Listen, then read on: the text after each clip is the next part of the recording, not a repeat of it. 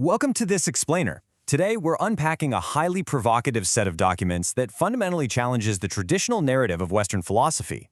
We'll be looking closely at claims that the foundation of Greek science and philosophy might not have originated in Greece at all, but actually has deeply rooted ancient Egyptian origins. It's a genuinely fascinating perspective to map out, and my goal today is to neutrally explore the evidence this source presents. So, let's jump right in. We start with a central mystery. How exactly did Greek science evolve so rapidly out of thin air? The source material we're exploring today hooks us with this exact premise.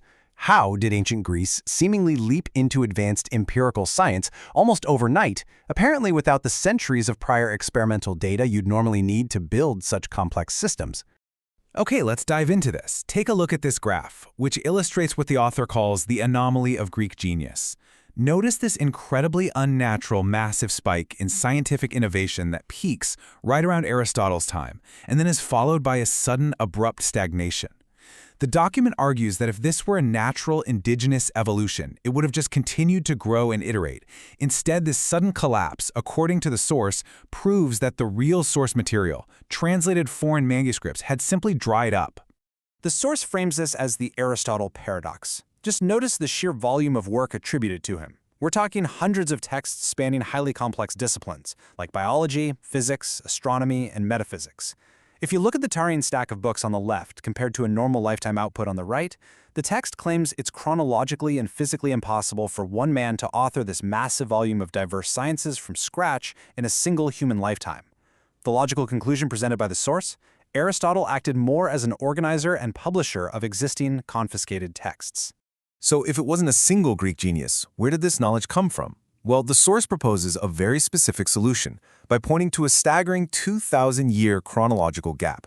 As we see here, we're looking at a vast period where Egyptian empirical science, medicine, and engineering existed and thrived long before the very first Greek philosopher was even born. Let's walk through this timeline together. Way back in 3100 BC, we see evidence of Egyptian medicine and surgery. By 2700 BC, advanced architectural engineering is already building pyramids. Around 1000 BC, astronomy and mathematics are highly developed. In stark contrast, down at the bottom there, Greek epic poetry only begins to emerge around 800 BC, with classical philosophy coming even later. The source uses this timeline to brilliantly illustrate the millennia of experimental data accumulated in ancient Egypt, especially compared to Greece's relatively late start. But how did that knowledge actually transfer? The source points to a specific physical mechanism, the events of 333 BC. This map visualizes Alexander the Great's invasion of Egypt, which the text argues was definitely not merely a military conquest. Instead, the claim here is that this was a targeted, systematic appropriation of royal Egyptian libraries and temple archives. According to the document, this specific event fundamentally shifted the intellectual center of the ancient world. The document then details what it calls the appropriation engine. Let's clearly walk through this four-step visual pipeline presented in the source. First, the source material sitting in royal archives.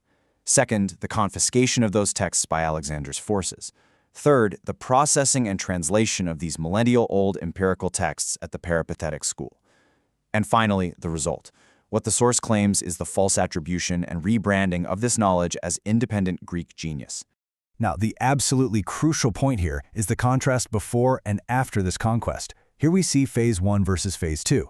The source argues that during Phase 1, for about 20 years at Plato's Academy, the focus was entirely on abstract logic, with a complete absence of empirical natural sciences.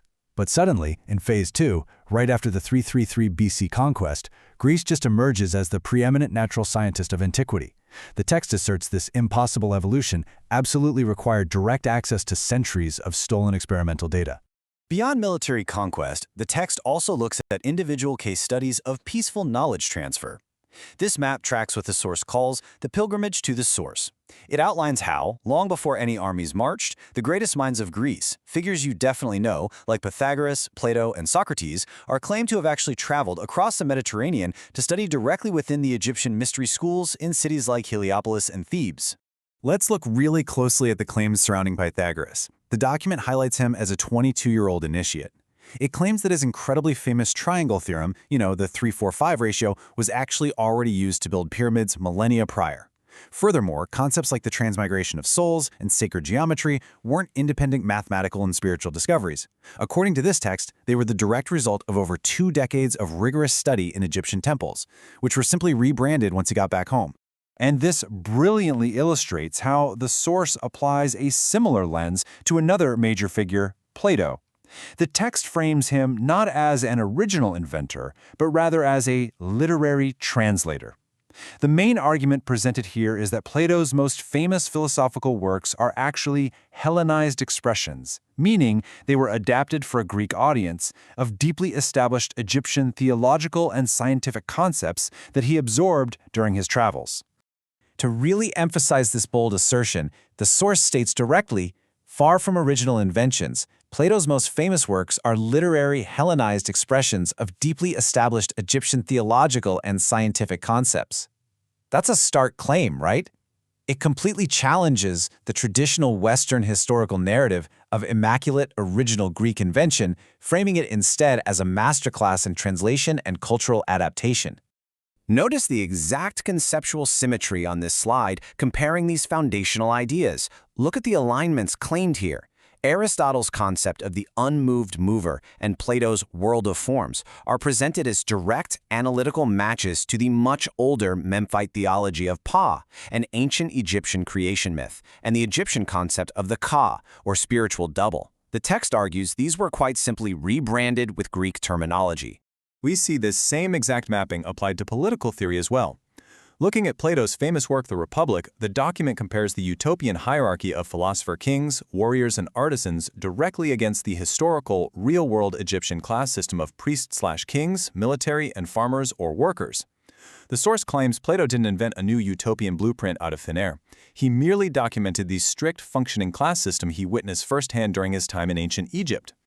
To summarize these claims, the source provides what it calls the matrix of origins. This table clearly lays out the proposed connections we've been discussing. On the left, we have original Egyptian sources, like Memphite theology and pyramid engineering. In the middle, the attributed Greek authors, Aristotle, Pythagoras, Plato. And on the right, the concepts they're famous for.